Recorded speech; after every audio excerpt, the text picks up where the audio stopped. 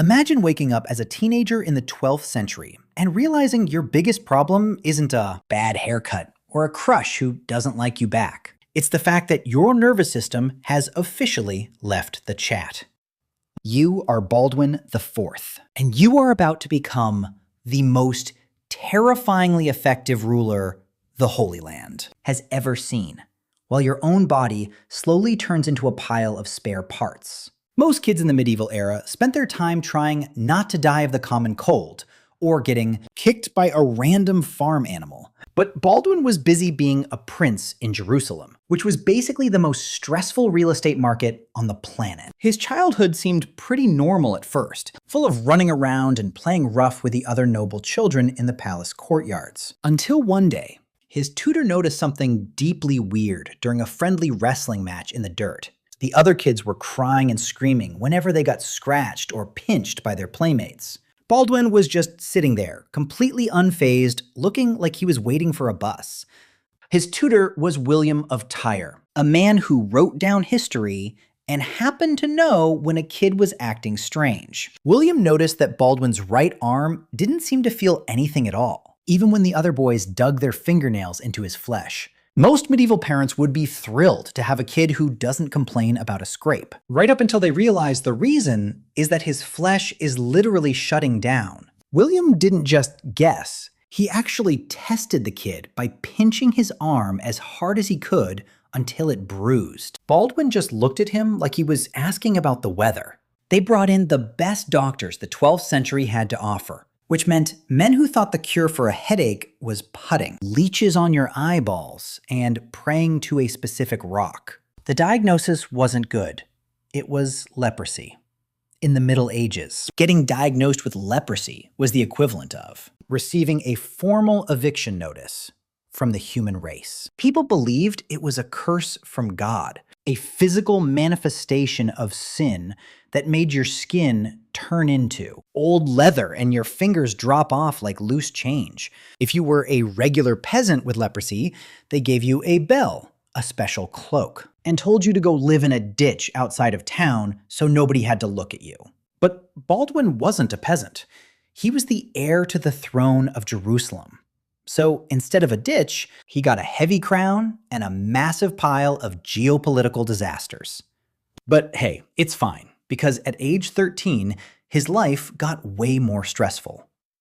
His father, King Amalric, suddenly died of dysentery, which is just a very elegant historical term for pooping yourself to death. So at 13 years old, while most modern teenagers are struggling with middle school algebra and trying to hide their acne, Baldwin was crowned King of Jerusalem. Imagine standing in a massive cathedral, having holy oil poured on your head, knowing that every single baron in the room is looking at you, and doing the math on how long it will take for your face to melt. The political vultures immediately started circling the throne room. They didn't see a king. They saw a ticking clock with a fancy cape on. Everyone assumed the boy king would be a total pushover, a temporary placeholder before the entire kingdom collapsed into chaos. The neighboring rulers were already sharpening their swords, assuming Jerusalem was basically a free real estate, listing on the medieval equivalent of Craigslist. The kingdom was surrounded by hostile states, filled with ambitious lords who wanted to steal the throne, and led by a kid whose nerve endings were actively quitting their jobs. And speaking of neighbors who hate you, enter Saladin. Saladin was the legendary sultan of Egypt and Syria, a military genius who was currently uniting the entire Muslim world under one banner.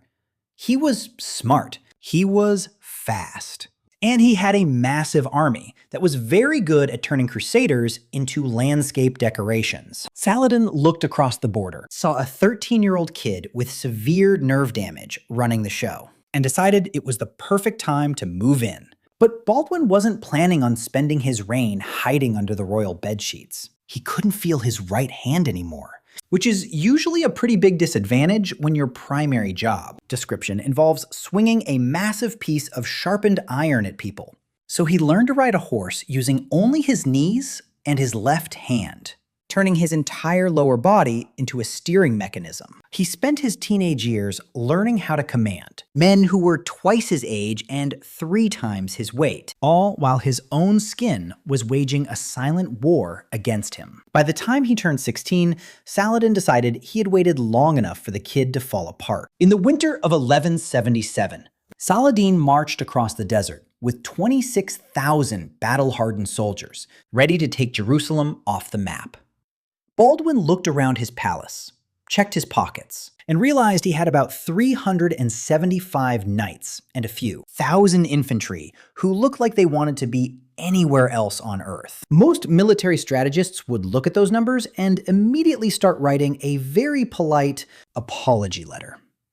Baldwin just told his servants to saddle his horse and tie his useless right hand to the reins so he wouldn't drop them during the charge. That is the ultimate teenage flex. The two armies met at a place called Montgisard, and the setup looked entirely unfair. Saladin's army was massive, spread out across the desert like a sandstorm, completely confident that they were about to steamroll a bunch of teenagers. Baldwin rode to the front of his tiny line of knights, got off his horse, and dropped to his knees in the sand in front of a piece of the true cross. He prayed out loud, crying out for victory, while his soldiers watched their teenage king covered in bandages, begging God for a miracle. The knights looked at this kid who was literally falling apart, but still refused to run away. And they suddenly decided that dying in the desert sounded like a great afternoon activity. Baldwin got back on his horse, raised his sword with his good hand, and ordered a direct charge straight into the center of Saladin's massive army. The Crusaders hit the enemy line like a freight train made of iron and pure desperation. Saladin's forces were caught completely off guard, because they didn't think anyone would be stupid enough to attack a force 10 times their size. The battle turned into an absolute meat grinder, and Baldwin was right in the middle of it, riding through the chaos like a ghost in a white tunic.